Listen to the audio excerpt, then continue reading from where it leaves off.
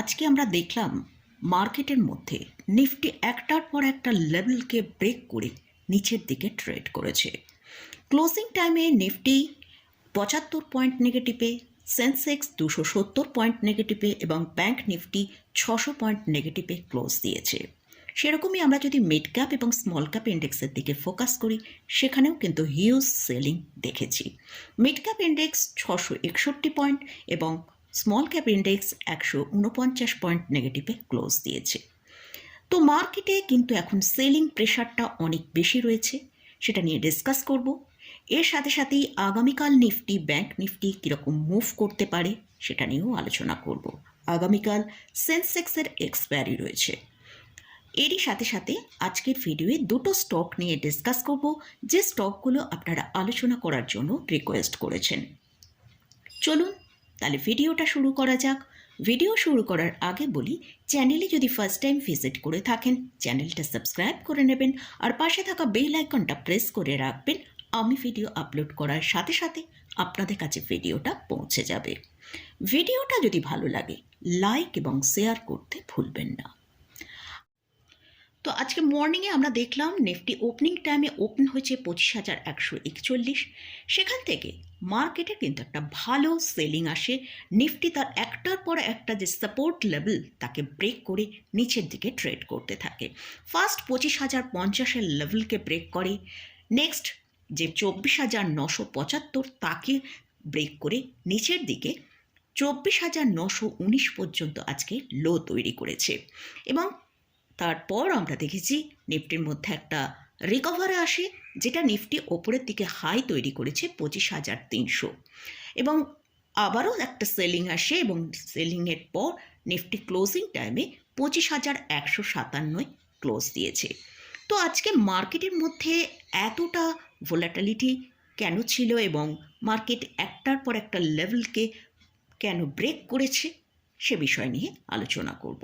যে রিজনটা সেটা হচ্ছে এফআইসির তো স্ট্রং সেলিং রয়েছেই, তার সাথে সাথে সেকেন্ড যে রিজনটা, যেসব ট্রেডার্সরা মার্জিনের ওপর তারা ট্রেড করে, সেই ট্রেডার্সদের যখনই তাদের স্টপ লস হিট হয়েছে তারা কিন্তু হিউজ ভলিউমে সেলিং করতে শুরু করেছে।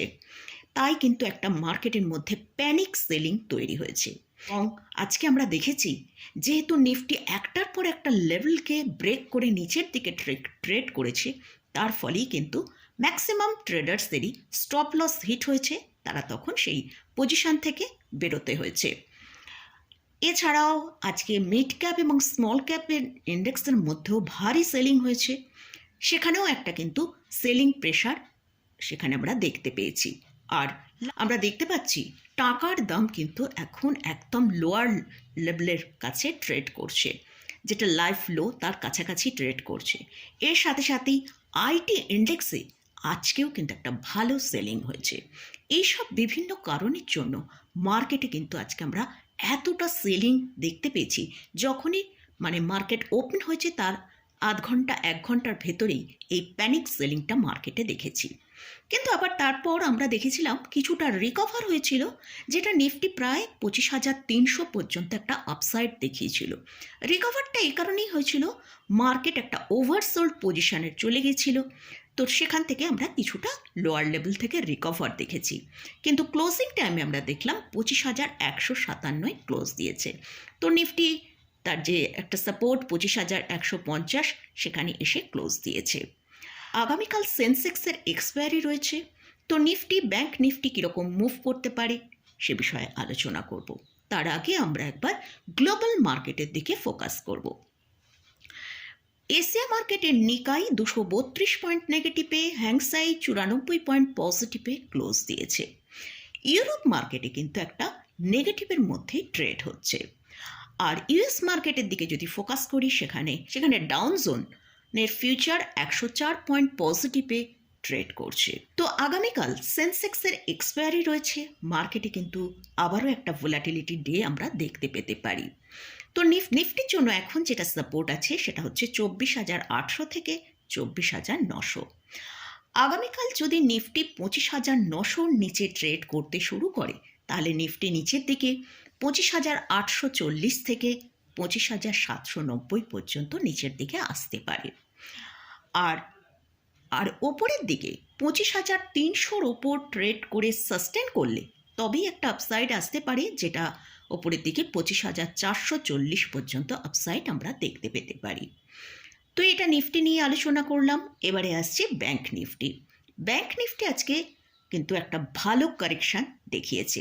ব্যাংক নিফটি আজকে হাই তৈরি করেছিল 59,447, সেখান থেকে ব্যাংক নিফটি কিন্তু তার একটার পর একটা সাপোর্ট লেভেল, ফার্স্ট 59,000, সেকেন্ড তার যে স্ট্রং সাপোর্ট লেভেল ছিল 58,800, তাকে ব্রেক করে একটা ভালো সেলিং আজকে ব্যাংক নিফটির মধ্যে দেখেছি। তো ব্যাংক নিফটি আজকে যেটা লো করেছিল সেটা 58,278। যদিও ব্যাংক নিফটি ক্লোজিং টাইমে আমরা দেখেছি তার যে স্ট্রং সাপোর্ট 58,800, সেখানে ক্লোজিং দিয়েছে। যদি আগামীকাল ব্যাংক নিফটি 58,250-এর নিচে ট্রেড করে সাস্টেন করে, তাহলে ব্যাংক নিফটির মধ্যে ভালো ডিক্লাইন আমরা দেখতে পারি। নিচের দিকে ব্যাংক নিফটি 58,000 পর্যন্ত নিচের দিকে আসতে পারে। ওপরের দিকে মুভ করতে গেলে অবশ্যই 59,500 লেভেলের ওপর সাস্টেন করে ট্রেড করলে তবেই কিন্তু একটা পজিটিভ মুভ ব্যাংক নিফটির মধ্যে আসতে পারে। তো এটা হলো নিফটি এবং ব্যাংক নিফটি নিয়ে আলোচনা করলাম। এবারে দুটো স্টক নিয়ে আলোচনা করব, যে স্টকগুলো আপনারা আলোচনা করার জন্য রিকোয়েস্ট করেছেন। তো প্রথমেই বলে রাখি, এই স্টকে কিন্তু কোনো রকম কোনো রেকমেন্ডেশন নেই, জাস্ট এডুকেশনাল পারপাসে আপনাদের সাথে এই স্টকগুলো নিয়ে আলোচনা করছি। ফার্স্ট যে স্টকটা নিয়ে আলোচনা করছি সেটা হচ্ছে HCL টেকনোলজি লিমিটেড। স্টকের কারেন্ট প্রাইস চলছে 1682 টাকা। আজ স্টক 0.31% এবং লাস্ট 5 ডেজে তার হায়ার প্রাইস থেকে স্টক প্রায় 2.8% ডিক্লাইনে ট্রেড করেছে। মার্কেটে এবং আইটি ইন্ডেক্সের মধ্যে আমরা প্রায় 4%-এরও বেশি কারেকশান দেখলেও এই স্টকের মধ্যে কিন্তু সেরকম কারেকশান আমরা দেখিনি। এটা একটা লার্জ ক্যাপ ক্যাটাগরির আইটি স্টক। এদের রিটার্ন অন ইকুইটি কিন্তু খুবই ভালো রয়েছে, যেটা 25%-এর মতন। এই কোম্পানি ভালো ডিভিডেন্ড পে করে। এছাড়াও এই স্টক তার 50 এবং 200 EMR উপরে ট্রেড করছে। এখন আমরা ম্যাক্সিমাম স্টকের ক্ষেত্রে লার্জ ক্যাপ স্টকেও দেখতে পাচ্ছি অনেক স্টক আছে যেগুলো 50 এবং তার 200 EMR নিচে ট্রেড করছে, কিন্তু এই স্টকে আমরা দেখতে পাচ্ছি যে এই স্টক তার 50 এবং 200 EMR ওপরে ট্রেড করছে।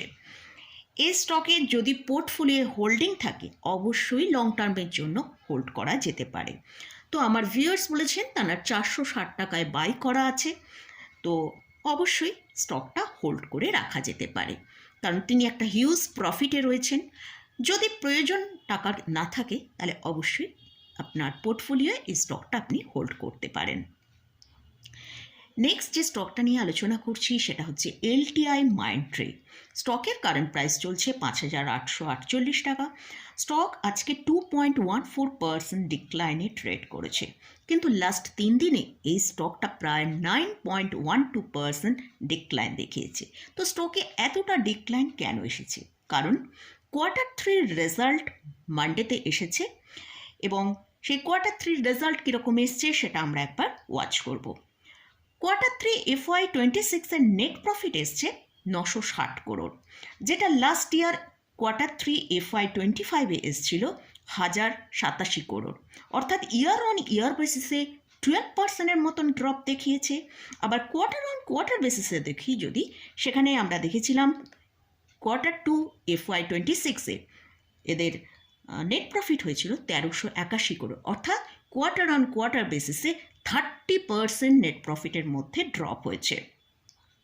এছাড়াও আমরা যদি রেভিনিউর দিকে ফোকাস করি, সেখানে আমরা দেখতে পাচ্ছি Q3 FY26-এর রেভিনিউ এসছে 10,781 করোড়, আর লাস্ট ইয়ার Q3 FY25-এ রেভিনিউ এসছিল 9,561 করোড়।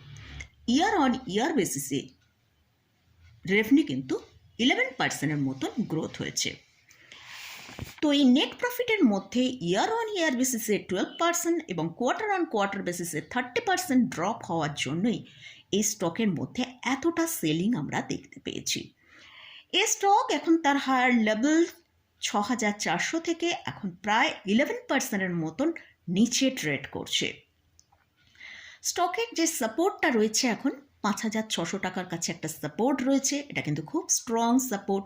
যদি এই স্টকের এই সাপোর্টটা মেনটেন করতে পারে তাহলে স্টক কিন্তু একটা ভালো আপসাইড দেখাতে পারে। এটাও একটা large cap IT stock, fundamentally good stock, আর এই স্টকও যদি আপনার পোর্টফোলিওয়ে থাকে অবশ্যই হোল্ড করতে পারা যেতে পারে। আমার ভিউয়ার্স বলেছেন তাঁর 3,028 টাকায় হোল্ড করা আছে, তিনি খুবই ভালো প্রফিটে এখনও আছেন, তো তিনি চাইলে অবশ্যই স্টকটা হোল্ড করে রাখতে পারেন। তো মোটামুটি এই দুটো স্টক এবং ইন্ডেক্স নিয়ে আলোচনা করলাম। এই স্টকে বা ইন্ডেক্সে কোথাও কোনো রেকমেন্ডেশন নেই, জাস্ট এডুকেশনাল পারপাসেই আপনাদের সাথে এই স্টক এবং ইন্ডেক্স নিয়ে আলোচনা করেছি। যদি কোথাও কোনো পজিশান নিতে চান তার আগে ভালো করে চার্ট অ্যানালিসিস করে নিয়ে তারপরে পজিশান নেবেন। তো মোটামুটি আজকের মতন ভিডিওটা এখানেই শেষ করছি। ভিডিওটা যদি ভালো লাগে অবশ্যই লাইক করবেন, শেয়ার করবেন, সাবস্ক্রাইব করবেন। ধন্যবাদ।